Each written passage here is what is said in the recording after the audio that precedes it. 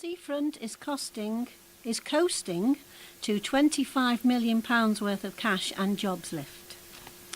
One of Merseyside's most famous seafronts is set to benefit from huge investment and up to 1,000 new jobs, leading to an expected cash boost of up to £25 million. Pleasureland owner Norman Wallace plans to invest huge sums into his Southport theme park and on a number of sites across the promenade after Sefton Council granted him a longer-term lease. Businessman and tourism entrepreneur Mr Wallace took over the fairground in 2007 when, in his own words, it was a blackened and burned-out husk. He transformed the family amusement park and it has since gone from strength to strength. Among Pleasureland's most recent acquisitions is the Lakeside Miniature Railway, the oldest constantly running 15-inch gauge railway in the world. The council says the new leases will facilitate sizable investment, resulting in the transformation of the seafront. Over the next 2 years, a dinosaur park would start to take shape on what used to be the pitch and putt site in Prince's Park. This will feature animatronic dinosaurs and a full-scale model. This, the council says, could lead to increased visitor footfall. As well as this, the miniature railway and land train will also both be invested in to improve connectivity between Southport Town Centre and this area of the waterfront. Documents on Sefton Council's website say the Pleasureland lease will support major investment in the transformation of the site, including indoor attractions that will be open all year round. This new destination will have sizable benefit on the Southport economy, with potential to rise to £25 million per annum, as well as in terms of new direct and indirect jobs, presently estimated at a total of 1,000 new jobs. A long-term lease will be required to support commercial borrowing to finance the proposed transformation of the site. Mr Wallace plans tie in with the regeneration of the seaside resort as a whole. Councillor Marian Atkinson, Cabinet Member for Regeneration and Skills, said, "Our investment into Southport is ongoing. We continue to financially support the Atkinson Southport Theatre and its conference centre and Southport Market, and there's lots more in the pipeline." The council also works closely with investors and events such as Southport Flower Show and the Food and Drink Festival, and says it is keen to build on Southport's conference offering. Councillor Atkinson continued, "We have an excellent space for conferences and a wealth of attractions for the delegates who attend them. Should they have any free time, including some fabulous bars and restaurants and lots of independent retailers, not to mention our wonderful coastline." Last month, the council approved a further £200,000 of funding to submit a second-round application for Heritage Lottery funding for a major project in the town centre. With contributions from Sefton Council and property owners, this grant could be worth up to £2.36 million. Success sparks new overseas nurses bid. Whiston Hospital chiefs have praised the impact nurses recently recruited from overseas have had as it plans to bolster its workforce even further. Over the past 18 months, 57 international nurses have joined St Helens and Knowsley Teaching Hospitals, NHS Trust, in an effort to meet a workforce shortage. The nurses are predominantly from India, though some are from the Philippines, Trinidad and Kenya. Originally, the Trust targeted 50 overseas nurses via the International Recruitment Global Learners Programme, in addition to the recruitment of 80 permanent new nurses.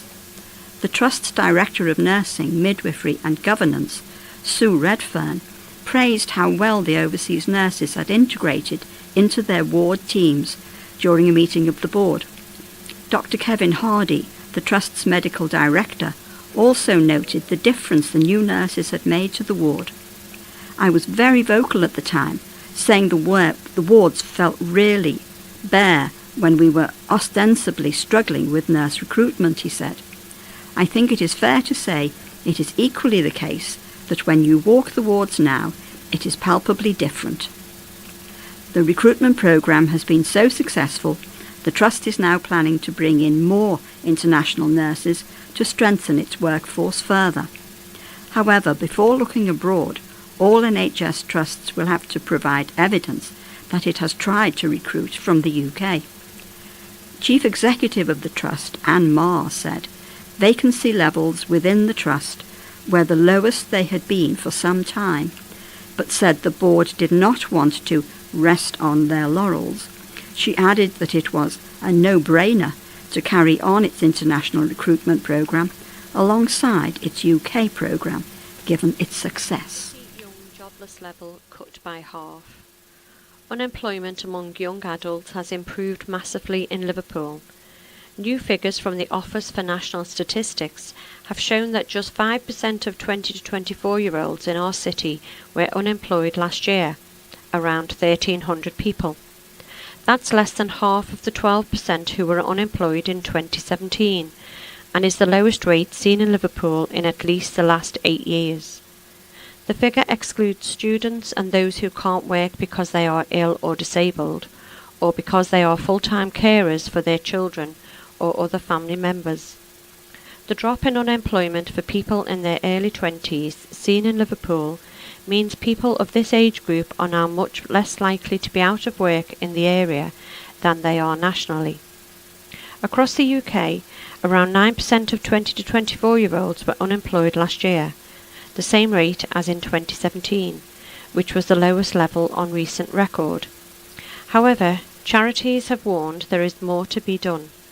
A spokesperson for Shore Trust said, although the UK has made good progress in reducing youth unemployment, the latest statistics highlight that more still needs to be done to ensure that all young people have the opportunity to enter and progress in work.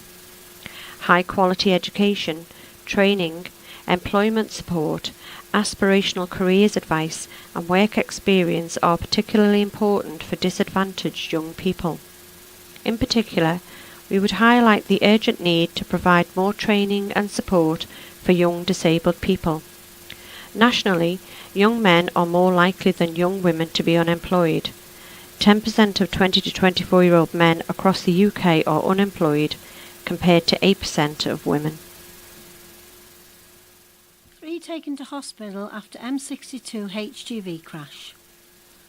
3 people were rushed to hospital after a number of cars were in collision with a lorry on the M62. One injured man in his late 50s was taken to a major trauma centre after the crash and is reportedly in a serious condition.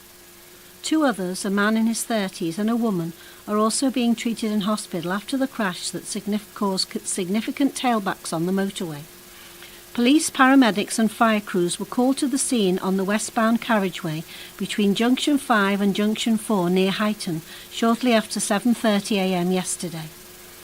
A spokesman for Merseyside Fire and Rescue said, firefighters attended a multi-vision collision on the M62 on Tuesday the 30th of April.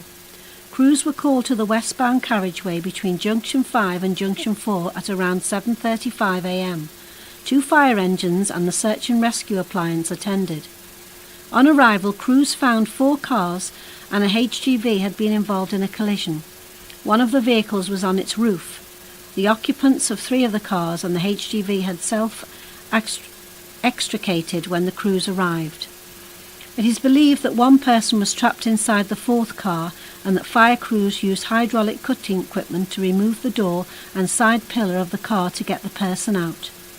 A spokesman for North West Ambulance said 1 male patient in his late 50s was taken to a major trauma centre for treatment for serious injuries after the crash.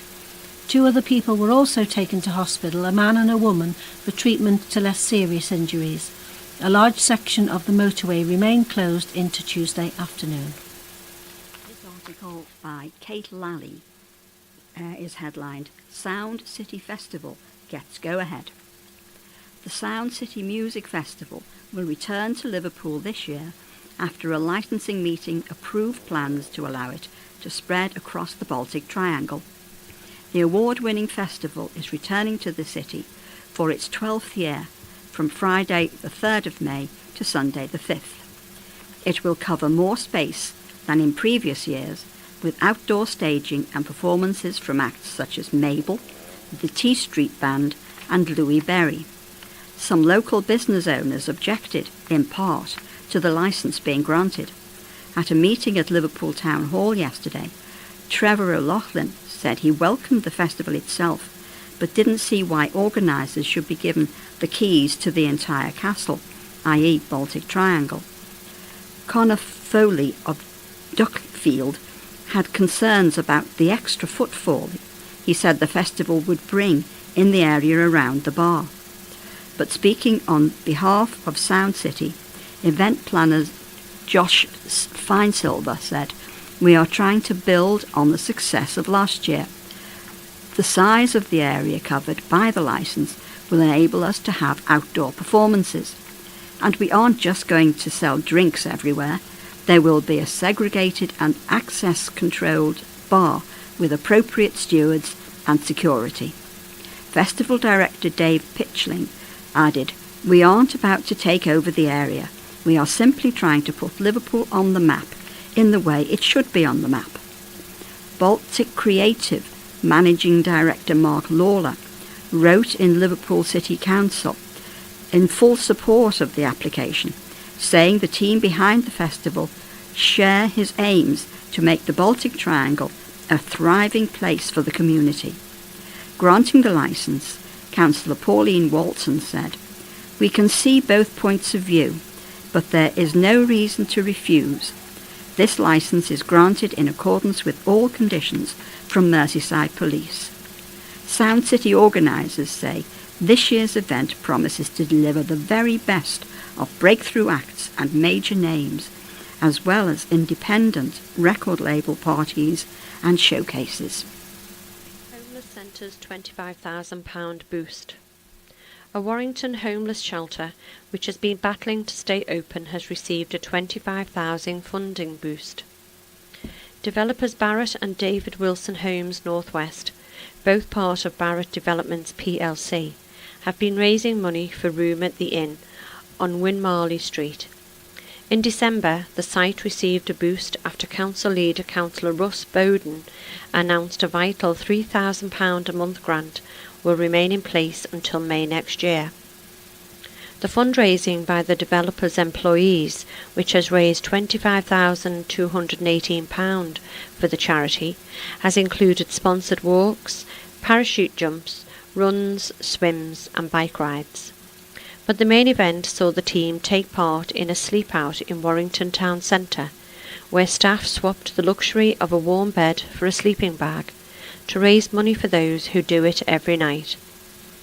Managing Director at Barrett and David Wilson Homes Northwest, Robert Holbrook, said, "It was an absolute pleasure raising money for room at the inn, as they are a fantastic charity with volunteers who are extremely compassionate in all that they do." Room at the Inn Centre Manager Susan Blythe said, "The money will go to upgrading our sleeping area, a new disabled toilet and even a part-time worker during the day to help our current staff." Taken from the Liverpool Echo, Wednesday, May the 1st, and it's entitled "Last Picture of Lovely Caring Crash Victim." Reese, 21, died in bike accident on way home from new job. The final picture of a tragic motorcyclist who was killed in a horror crash has been released by his family. Reese James Clark died 2 days after the motorbike he was riding collided with a van on Menlove Avenue on April the 23rd. He was rushed to hospital with serious injuries, and on April the 24th, his 21st birthday, his condition was updated to critical. Reese died on April the 25th, with his family describing him as a lovely, caring, generous young man. Posting on a newly created Facebook page, the Reese James Clark campaign, Reese's family posted the last picture ever taken of him.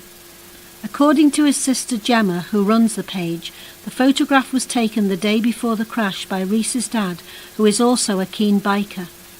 The post includes a picture that shows Reese, from Runcorn but living in Bootle, sitting on the ground looking at his phone with the caption, "This was the last picture our dad took of Reese the day they both went riding together, the day before this tragedy happened." Talking about why she set up the page, Gemma said, "I have set this page up in memory of him and to start campaigning to make people aware that there are bikers on the road and to keep a good eye on the road. We will be starting our campaigns in a few weeks' time as we need to sort some things as a family for him. So please keep an eye on the post in a few weeks." Speaking to the Echo, Gemma also revealed that Rhys's family made the selfless decision to donate his organs after his death. Rhys's liver, kidneys and pancreas were donated to people in need, potentially saving their lives. Hundreds of people have paid heartbreaking tributes to Rhys across social media and on the Liverpool Echo site. George Gina on Facebook said, "I'm just distraught, I idolised him." Suzanne Moore also said, "What an absolute tragedy for this young man, his family and friends. R.I.P." In a statement released through Merseyside Police, Rhys's family said, "He will be remembered for being a lovely, caring, generous young man. His passion in life was gaming and social media, but he always made time for his family. He was the greatest uncle to his nephew and a loving brother to his sister. Due to the ongoing investigation, we do not know exactly what happened. All we know was Rhys was travelling home from his first day at a new job, the day the collision happened." Swing when you're winning. A keen climber whose life was changed forever by a motorbike crash has conquered physical and mental injuries to become a contestant on ITV's Ninja Warrior show. In 2007, Dave Bowes, then 25, was travelling by bike to Brighton with his two brothers when a car pulled out of a junction without looking, resulting in a horror crash. Shockingly, Dave from Wallasey was discharged from hospital a few hours later after an incomplete assessment. He said, "I was given 2 paracetamol and 2 ibuprofen and told I could still go out drinking that night." However, Dave was left with severe pain and visited the doctors at least once a week for almost a year. "At first I was told it was just a bit of concussion and to go home and sleep it off. I was in so much pain, they kept giving me more and more meds, which created more symptoms, so I was given even more meds. It was a vicious circle." Dave said, "After 4.5 years of telling me it was post-traumatic stress disorder and pumping me full of drugs, they eventually sent me to brain injury clinic, and after half a day of tests, it turns out I had 6 different types of brain injury. It was only after this diagnosis that Dave felt like he could start piecing his life together." Dave said, "I had to teach myself to walk and read again, and by the time I decided to start reading papers on brain injuries, I was reading at about a 7-year-old's level." However, it wasn't just Dave's physical health that was impacted by the accident. He says his brain injuries cost him not only his career as a project manager and multimedia administrator, but also his marriage of 7 years. He said, "I was underperforming and felt like I was pushed out of work. I was in agony. I could barely walk. I struggled to read and talk. I couldn't really think too fast. I was only getting about 40 minutes sleep a night for 2 years. Human resources were trying to tell me I was fine. I needed to work more to feel more myself again. And at home things weren't much better." Dave continued, "We separated twice until we eventually split in 2017. It changed both of us, and we just didn't suit each other after that. I don't know whether it was the crash or the medication that changed me, although I'm inclined to think it was more the medics. When I stopped the meds in 2016, my personality came back within 6 months. But now, 11 years on from the accident, things are finally starting to look up for Dave." He said, "I was into climbing before the accident, so I used it as rehab because it covered both fronts, psychological as well as physical." He's currently appearing in ITV's Ninja Warrior UK, a game show which sees competitors take on demanding obstacle course. Dave said, "Ever since I've been on TV, I've wanted to join in. I have serious shoulder injuries for the last 3 years, so this year was the right year to do it. It seemed like the perfect test. There is so much time spent in the air where I'm least comfortable, and it's all about precision and balance. Considering my sense of balance went after the crash, it's one hell of a challenge for me. Perfect. As much as I was there for a laugh, It was a test to see what I could do and how far I have come. Holes hitting families. Some families in need of support who live near neighbouring towns are falling in black holes, the Deputy Leader of St Helens Council has warned. Councillor Sue Murphy, Cabinet Member for Balanced Development and Economic Opportunity, raised the issue at Cabinet as members approve the Council's new Early Help strategy. Early help is where support is provided to families before they reach crisis, and involves working together and with parents' permission to help provide a tailored plan. Councillor Murphy asked how St Helens services were linking with health facilities used by families who live in bordering areas such as Billinge and Newton-le-Willows. The Labour councillor said there were people falling in black holes and sought assurances the strategy would help tackle this. Professor Sarah O'Brien, the Council's Strategic Director of People's Services, said in theory issues around the border should not be as prevalent as they have been historically due to systems and processes that are now in place. The next item is entitled Humour, Heckling and the Time Warp. Rocky Horror is back in town. A stunning new production of Richard O'Brien's Rocky Horror Show has opened at the Liverpool Empire, and it is as captivating as it is funny.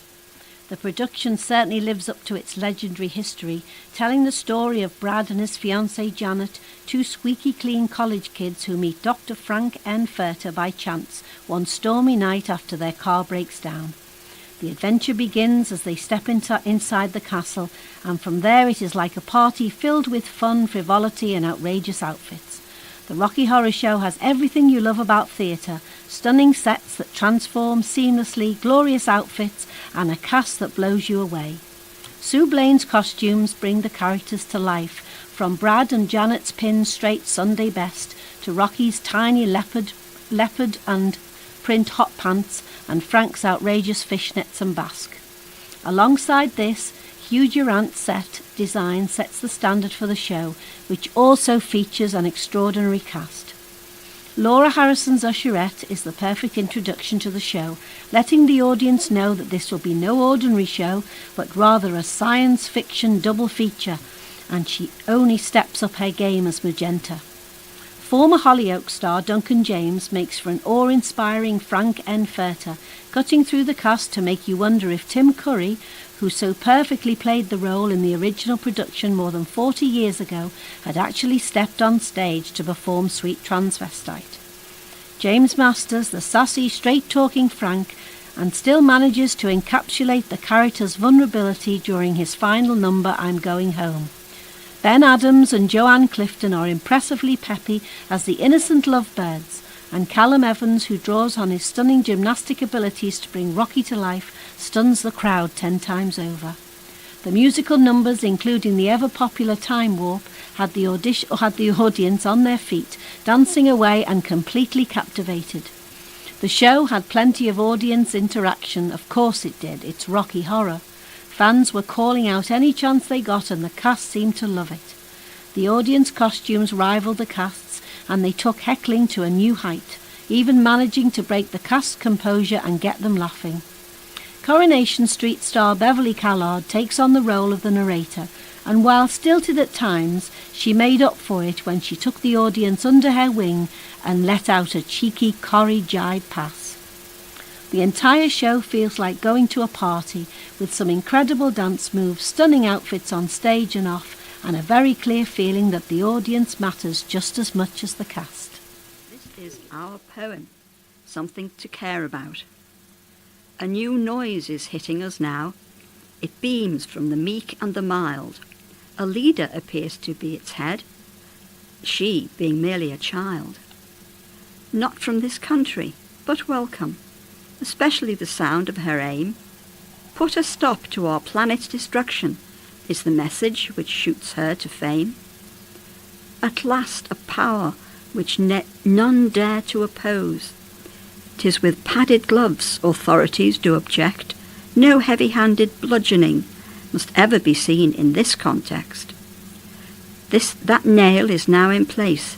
Let us all follow this to an end by driving it home solidly, by making every protester our friend. Our forefathers gave up their lives, blown to bits in muddy fields for their young. Surely we can give up our time for this cause, so that the song of victory can be sung. Well, that concludes this week's reading of a selection of local news from the Liverpool Echo. We thank them for permission to record their material, the Royal Mail for deliveries, and fellow volunteers working on the LTN. When you have finished listening to the USB stick, place it and the address card in the yellow postal wallet and return it to us. There is no postage to pay. Talking newspapers are covered by the Articles for the Blind free post concession. If you wish to contact us by phone, the office staff are only in the office on Thursday and Friday mornings from 9:30 a.m. to 11 a.m.